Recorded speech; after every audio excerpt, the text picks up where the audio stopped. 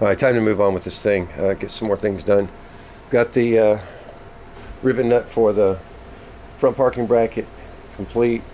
That's ready to go. Of course, 415, that whole thing. We've got the center section here cleared. Took off the running board and the other parking brake bracket, and we're going to get ready to start getting ready to 415 this thing soon, we hope. A lot to do.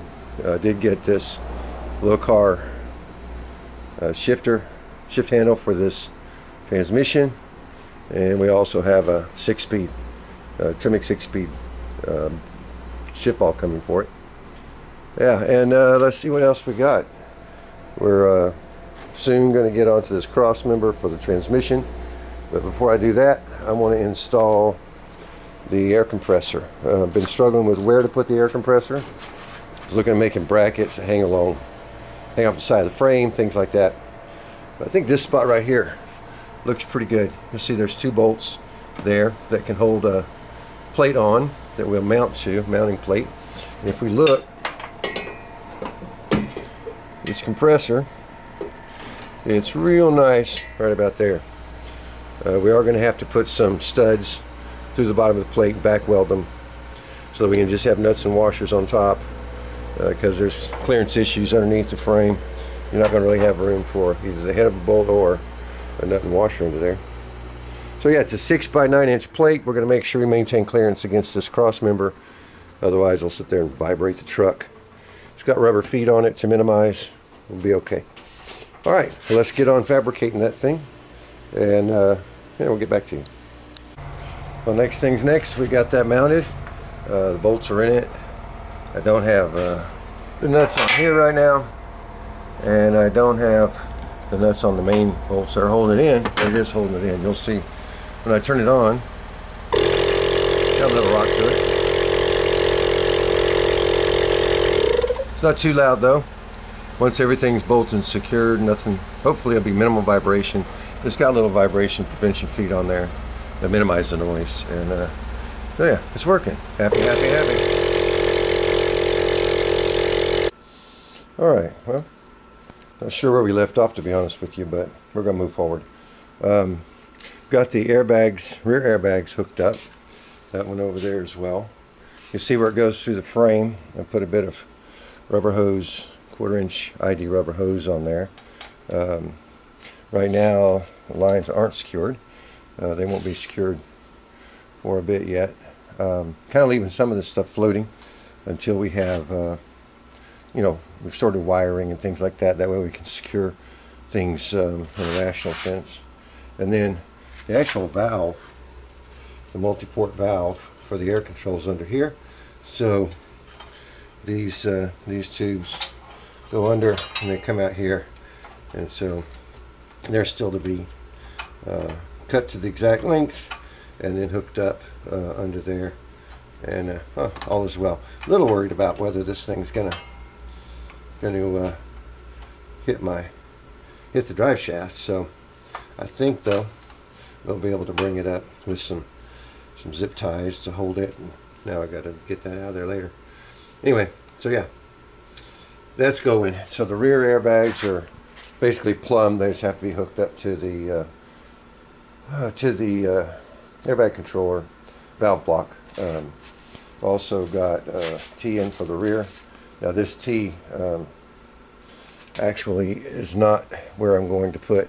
This is the brake light sensor, but this particular T is the one I wanted to use for the rear. I just plugged the brake light sensor in for now.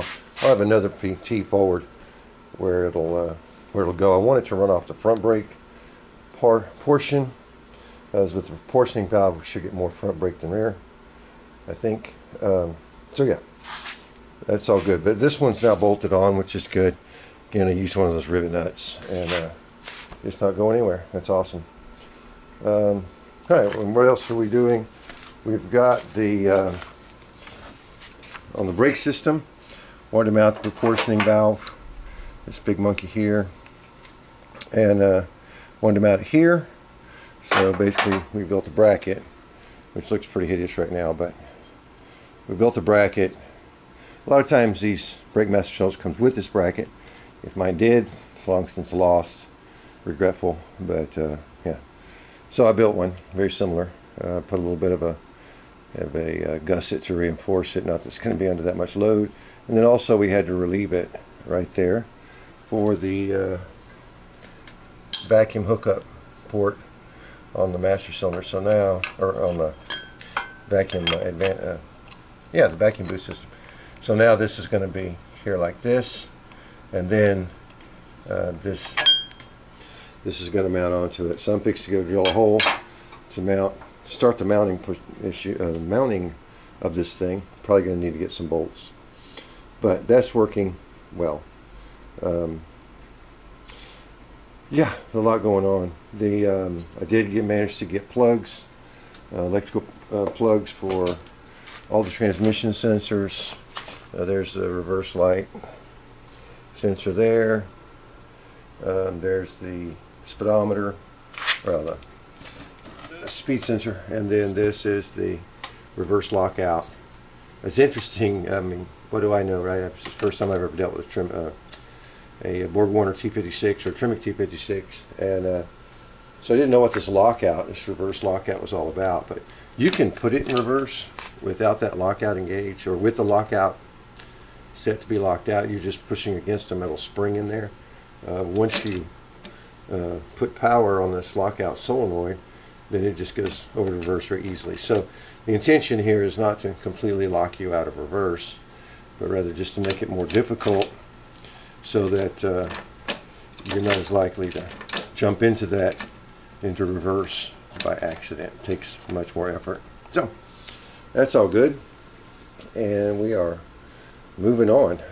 Once we get this, I'm not going to run the brake lines yet. I want to go ahead and get get everything 415, and keep saying that, right? But I keep finding other things to do. Finish welding on that bracket. Still need to finish welding on the engine mounts, and also have the full clutch system. So the next thing that we're probably going to do after we get this bracket all put together like we want it, it'll come back off because we're going to paint it, 415 it. When we 415 the frame, we're also going to 415 portions of this master cylinder as well. Probably break the master cylinder off right here, pull it away, paint the bottom section of this, and we're also going to 415 this as well. So we're going to disassemble the brake system. But before we do that, I want to get the clutch system bracketing and worked out for the clutch master cylinder, and yeah, I'll be a lot happier having that done. And then we'll start taking things apart, start 415 them, all that goodies, all those goodies. Yeah, we're moving on. A little at a time. Here we go. All right, so the next thing we're doing is got this bracket worked for the proportion valve. Got holes drilled in it. Got the proportional valve mounted. There's one port on this side of the master cylinder, and there's one port on this side of the master cylinder. So this one, I'm going to bring it out, up, around, and then into here.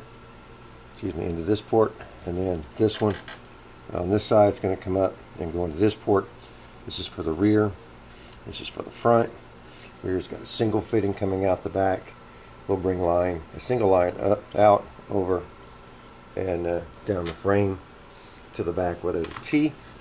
And in the front, this is one port, one side, and then underneath it, which you can't see, it's a port for another, for the other side of the front. So yeah, we're going to bring both those lines back over here, down the frame, and then down the frame, and then the one that's going to go the other side will go along the firewall. We're going to get it close for the moment. Whenever we start the brake work, that's only going to start after the port 15. All right, so that's done. That's ready to go. That'll come apart. Actually, quite a bit of this area is going to come apart because we're going to port 15 the metal. Here on the master cylinder, we're not going to mess with the brake booster. We are going to clean up and port 15 the entire pedal system. So that's ready. The next step we're going to take is we're going to start the install on the clutch system. The clutch system is based on, it's made by McLeod Clutches, McLeod Racing, and but they use a Willwood master cylinder, and they have the option of a local reservoir or a remote reservoir, which will be up on the firewall. We're going to go with the remote reservoir, and this thing has got a flange face mount, and we're going to build some kind of a bracket, and it's going to mount somewhere down here. Let me bring this clutch pedal up. So clutch pedal should never be that far down again. So it's going to mount somewhere down here. You know, there's some type of a mounting bracket, and yeah, right in this area. It'll mount to the wall, or to the inside the frame. So one of the things we got to look at that is a concern is stroke length. The stroke length on this thing is, max stroke length, 1.1 inches. So we want to have 1 inch or so or better in order to, be sure we get good engagement and disengagement. So what I have done, let me set this down real quick. All right, so I'm going to trust you can see a bit. So the brake pedal is where it's going to ride. Checked it, of course, when I was in the in the truck when the cab was still on, and then the clutch pedal right beside it.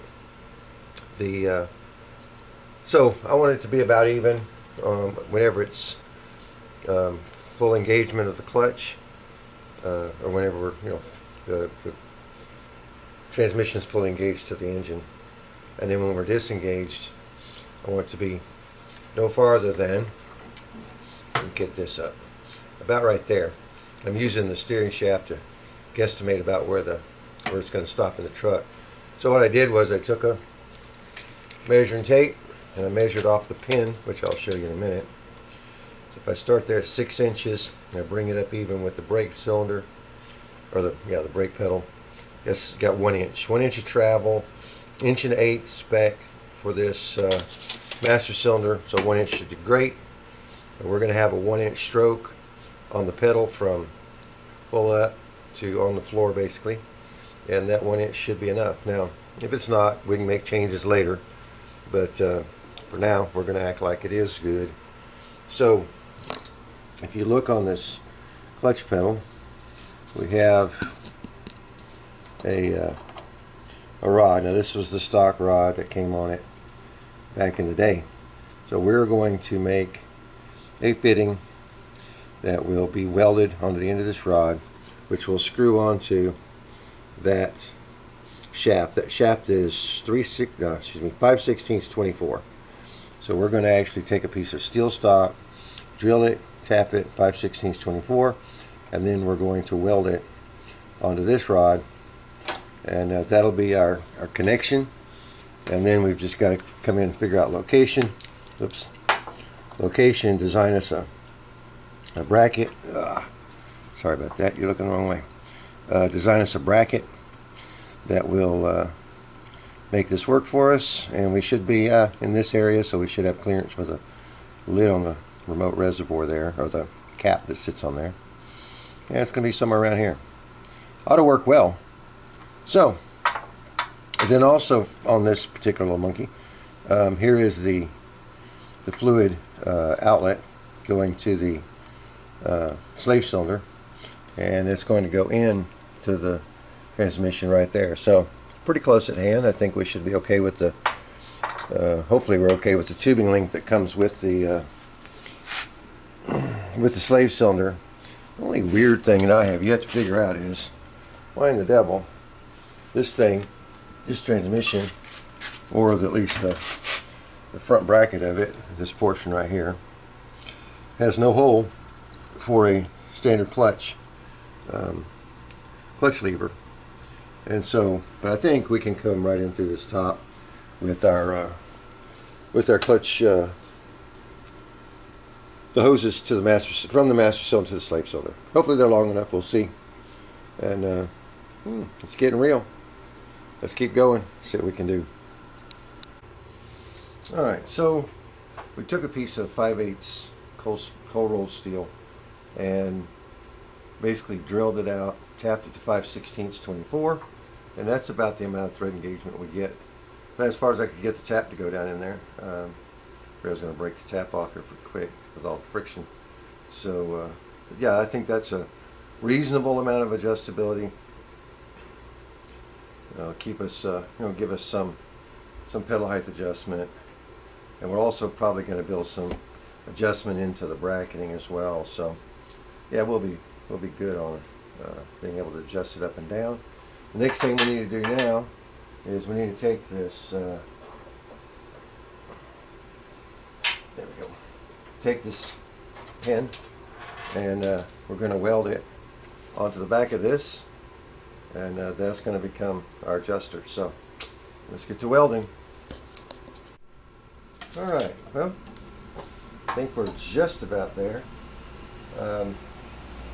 So I've threaded this master cylinder rod right into our piece, and it's about half engagement. So it's a 1 inch, a little over 1 inch of full engagement. It's half inch, it's right in the middle, so to be able to adjust forward or backward. Now, when we are off the pedal, we want full release at about that height. So that tells us that we need to have our bracket sitting right about there, and something like that. And then we can go, let's see how much flex we have here.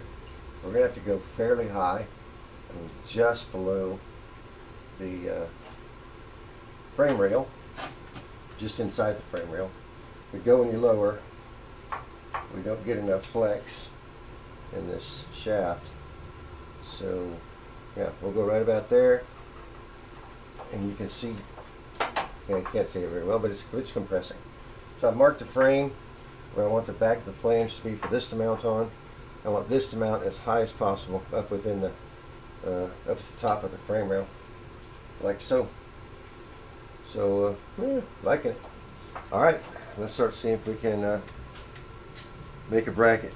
It's going to be a simple bracket, just an L bracket.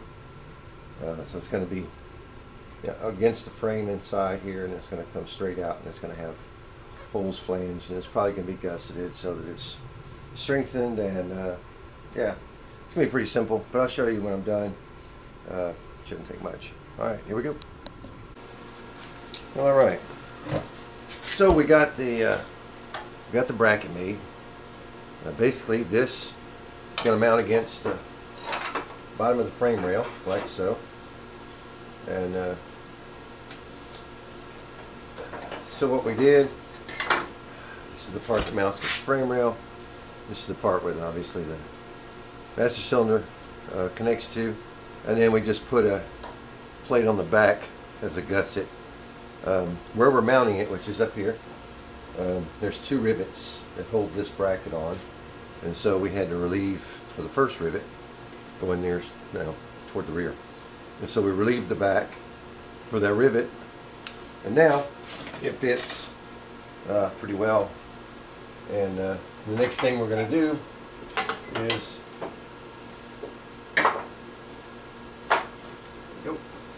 to bolt this thing on, hook it up, bolt it on, make sure we got the distance exactly like we would like it, and then we can bolt it from the top. So let's do that. I'll let you hang out with me while we do that, or I'll make you hang out with me while we do that, whatever. So we'll take this pin out. Come on. There we go. Nice. And we'll go ahead and grab, where's it at?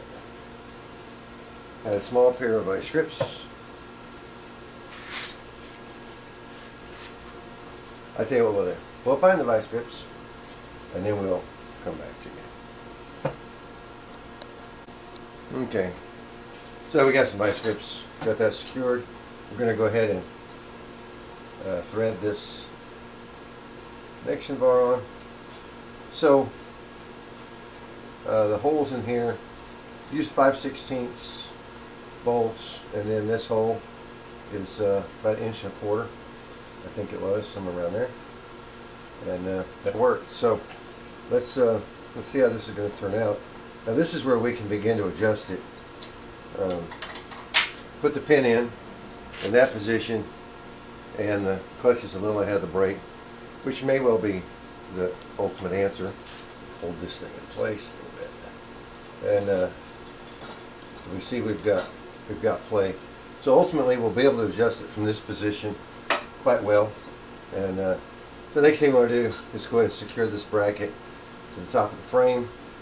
Put some, again, we're going to use 5/16 bolts, and get that secured under there, and I think we'll be good on the master cylinder. And using the old pedals, which was a big goal of this project, so tickled about that. So we'll go ahead and get this mounted up. It's no big deal. Then after we get this mounted up, we're going to call it a day. Tomorrow, however, Saturday, going to be a big day. My hope is, my goal is, I'd like to get this thing rolled out and get the engine hoist set up and lift the engine and trans off, take out the drive shaft, and then pull the radiator, pull the core support, so we can 415 the core support, 415, we'll take all these brackets off, 415 them. Also we're going to take off the brake and pedal mounting system so that we can 415 those things as well. Number of brackets to do. And then hopefully we'll 415 the frame from here to where it ends back here a little ways, and also 415 the transmission mount. So yeah, we're going to try to get the bulk of the framework and brackets and everything 415 and ready to go. I'm excited, and we've got a lot done in a short time recently. So let's keep going, see what we can get done, and hopefully I'll catch up with you tomorrow on the big disassembly. So here we go.